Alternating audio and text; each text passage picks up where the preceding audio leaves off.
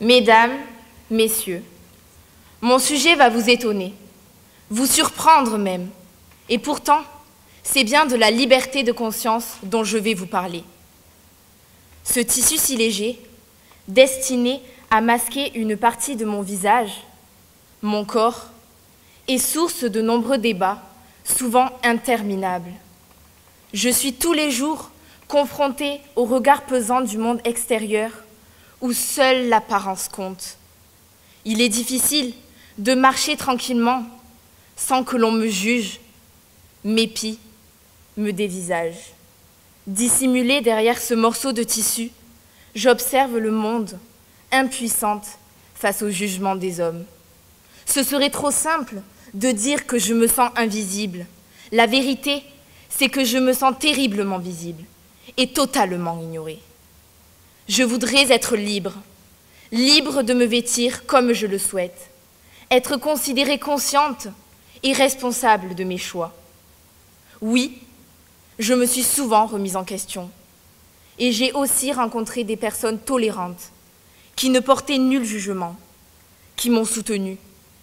C'est quand même insensé d'en arriver là, d'arriver à un stade où l'on a peur d'être confronté au regard des autres. Avec le temps, j'ai appris à vivre ainsi, avec le regard des uns, les remarques des autres. En réalité, je ne fais de tort à personne, je ne porte atteinte à personne. Je ne juge pas mes amis qui portent des mini-jupes. Pourquoi me jugerait-on? Pour moi, le voile est symbole d'une tradition culturelle religieuse. Il renvoie à l'image qu'il convient de donner de soi et au rapport au corps. Les femmes se sont battues et se battent toujours pour avoir des libertés, pour vivre debout, être reconnues.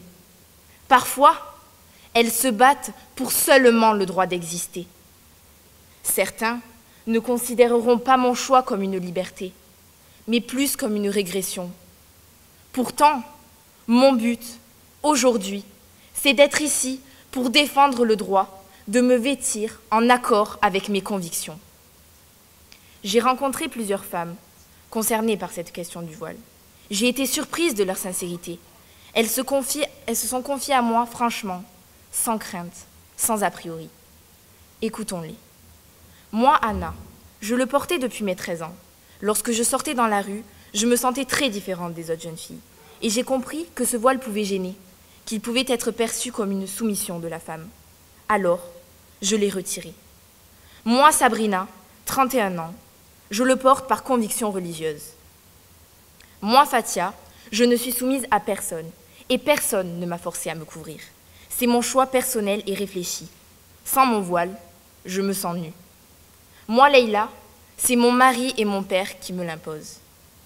Toutes ces femmes ont été confrontées à cette question du voile, mais elles n'ont pas toutes fait le même choix. Où se trouve vraiment la liberté de conscience? Oui, elle est inscrite en France, dans notre Constitution, qui reconnaît la diversité des cultures. Pourtant, elle n'est pas aussi bien appliquée qu'on le prétend. Anna et Fatia ont fait appel à leur liberté de conscience, tandis que Leïla n'en a pas eu la possibilité. Eh bien oui, tout le monde ne peut pas exercer cette liberté, mais cela doit être un combat à mener, un but à atteindre pour chacun. Comme l'a si bien résumé Pierre Rabhi, la conscience est probablement ce lieu intime où chaque être humain peut en toute liberté prendre la mesure de sa responsabilité. Mesdames et messieurs, je voulais juste témoigner ici, à travers cette question du voile si polémique, que la liberté de conscience est individuelle et doit être respectée, voire encouragée. Je souhaite à toutes les femmes, qu'elles soient musulmanes ou pas, qu'elles soient voilées ou pas, de chercher leur bien-être d'abord en elles-mêmes et pas dans le regard des autres. Merci.